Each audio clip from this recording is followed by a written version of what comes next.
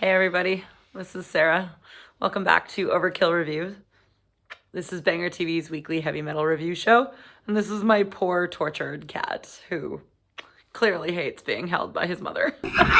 Things are going well over here. I've been busy. My band Smolder just came back from our first 2-week European tour. That was exciting. And then other than that, I've done some vocal guest spots recently, including on the newest Bergfried EP, Romantic 2, link in the video description. Otherwise, I'm happy to report that I will be on the channel more over the next month because I kind of miss talking about heavy metal. This week, I am reviewing the 6th studio album for one of my favorite all-time heavy metal bands. This band hails from Ventura, California, and they initially broke up back in 1992. They reformed decades later in 2015 at the insistence of multiple players in the true metal scene and released the celebrated Forever Black in 2020. Now they are primed to release what may be their final studio album.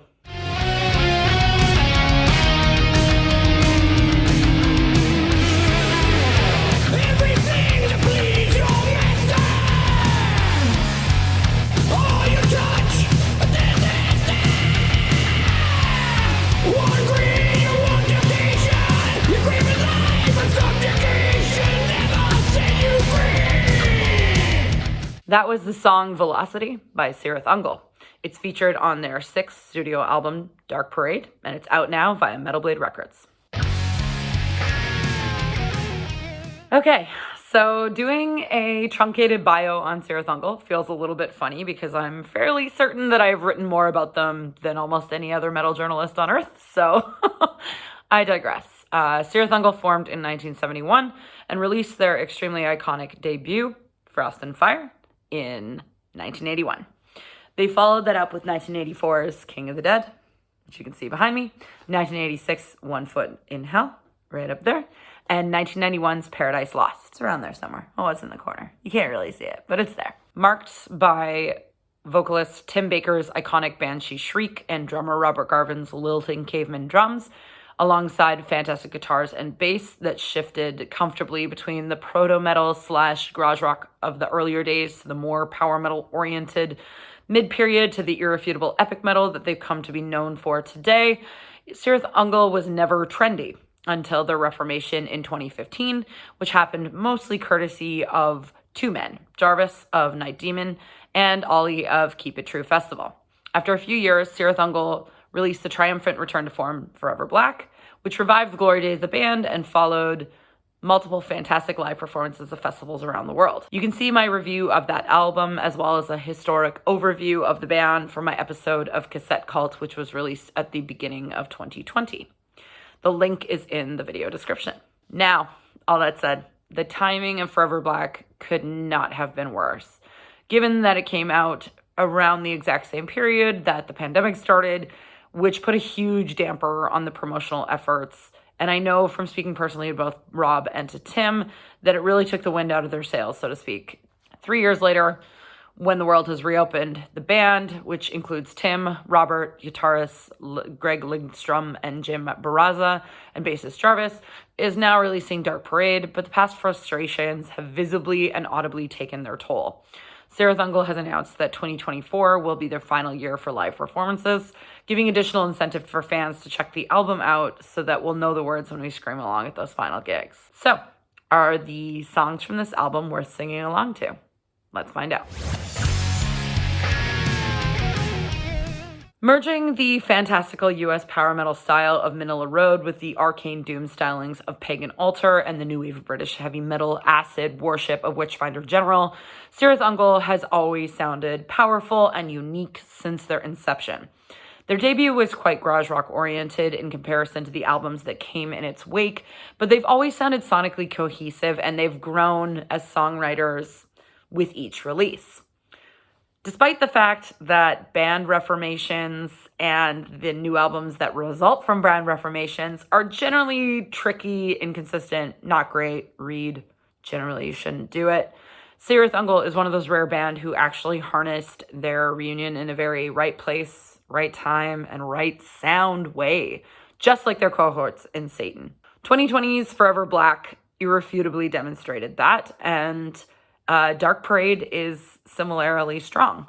Like Forever Black, I'd argue that this album is most rooted in their later album styles. And let's check out a key moment so you can hear that for yourself. This is the album's strongest track. It is called Sailor on the Seas of Fate.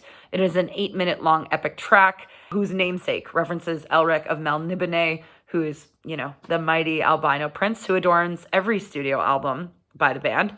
And all of those album covers have been painted by Michael Whelan.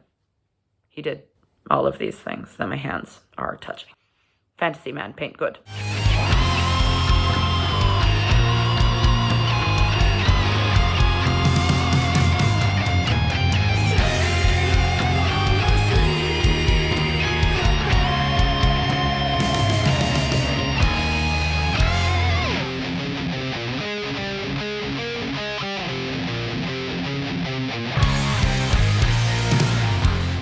You can hear it all. Ominous, thick tones, great soloing, shifts in speed and direction, those ugly screeching vocals. Although obviously 24 seconds is hardly a good representation of this style of music. I guess you'll just need to listen to the entire album yourself after the review ends. Also, I have to say something because this continues to shock me to this day. How is it that Tim Baker's voice has lost none of its potency? That's amazing. That's really shocking, dude. High five for that shit. So, it might be because I'm only about 10 full listens through the album in, but it does feel like this album features Cirith Ungol consistently slowing the average tempo down and focusing less on the sing-along repetitive lyrical tracks. Instead, the instrumentation is a bigger focus, and in particular the solos. Like the solos, just solos for days on this album. This shift is not a big stretch. It's not a big shift for Cirith Ungol. And you may only notice it once you've really dug in and compared and contrasted between the albums. But it's not unexpected for a band that only recently, in the last couple of years, started self-identifying as Epic Doom. It feels like they really leaned into that genre demarker. And I'm glad for it, given how strong Cirith Ungol's longer, more epic songs tend to be. Think about tracks like Witch's Game, like Finger of Scorn, like King of the Dead, Chaos Rising. Like, those long songs tend to be the ones that just, Cirith Ungol nails the long songs. And it's really hard to take out a song snippet to kind of demonstrate this because it's a fairly consistent feature throughout the album. So I'm not going to play a song snippet to show you what I mean. Instead, I'm going to just recommend again that you all listen to the album for yourself. At least 10 times before you start picking fights in the comments. It's good to hear slight diversions from the norm on the album closer, which is called Down Below. Case in point, here is the creepy choir singing call and response to Tim on the song's intro. I see it going.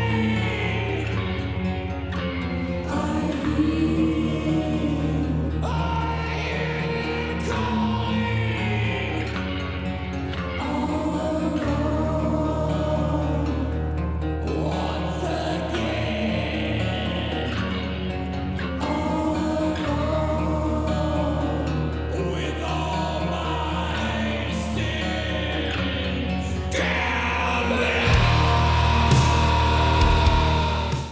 It's likely intentional, but I do find it a little ironic that the song with the biggest diversion definitely has a similar chord progression and tempo to the song Doomed Planet from One Foot in Hell.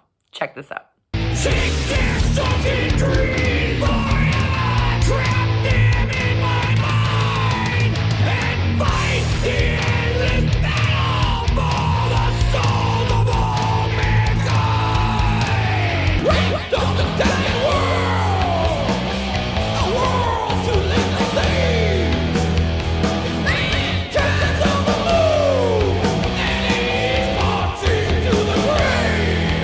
Yeah, I don't know if I was the only person during that segment who's like, where are they on the planet? Oh, I'm losing my voice.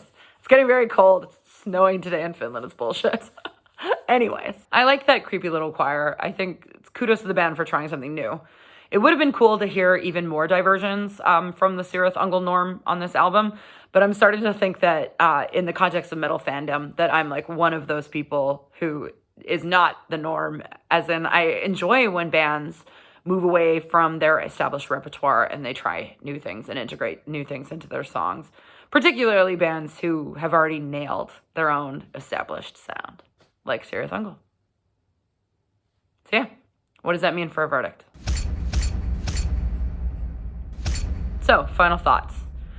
If it turns out that Dark Parade is the final album by Cirith Ungol, then it would be a fitting swan song. The album is strong and dark and sad and slow.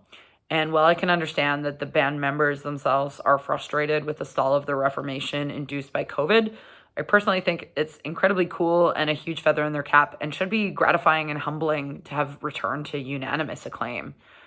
Guys, you fucking did it, you know? You'll go down in these weird little trad metal circles as one of the all-time greatest, and I'm sure that the shows next year will be a triumph. It's an accomplishment that should be cherished by both band members and fans alike.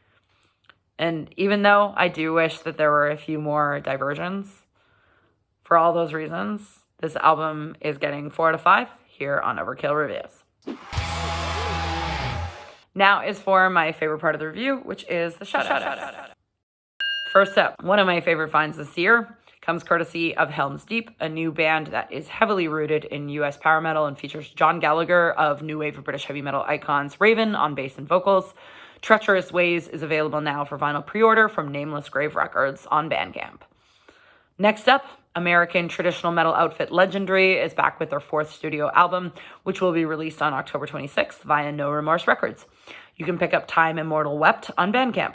Third, French power / speed metal outfit Maîtrise has finally released their full-length album via Cruz del Sur, featuring a new vocalist who has similarly walloping pipes. You can pick up Ronde des Nuits via Bandcamp. All right, that's it. That's all. Have a great weekend. Listen to Dust. Listen to Cirith Ungol.